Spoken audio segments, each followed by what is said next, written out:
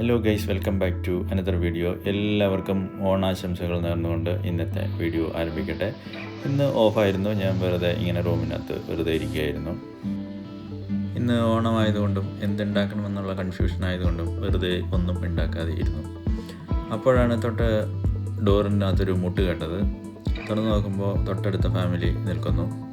അവരുടെ കയ്യിലൊരു കവറുണ്ട്, അത് എനിക്കുള്ള ഓണസദ്യ ആയിരുന്നു. ഞാനിത് തുറന്നു നോക്കിയപ്പോഴേ അമ്പരന്ന് പോയി. ഒരുപാട് ഐറ്റംസ് ഉണ്ട്. നാട്ടിലെ ഓണത്തിനേക്കാൾ കൂടുതൽ ഐറ്റംസ് ഉണ്ട് ഈ ഖത്തറിലെ ഓണത്തിന്.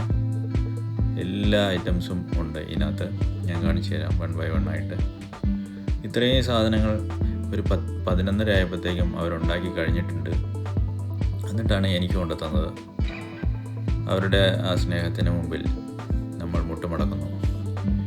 സാമ്പാർ, പൈനാപ്പിൾ കറി, അച്ചാർ, മോരുകറി, രസം, പപ്പടം, പഴം, പായസം എന്ന് വേണ്ട എല്ലാ ഐറ്റംസും ഉണ്ട്. അതിലേറ്റവും ഹൈലൈറ്റ് ആയത് നമുക്ക് ഏറ്റവും ഇഷ്ടപ്പെട്ട ചെറുപയർ പായസം.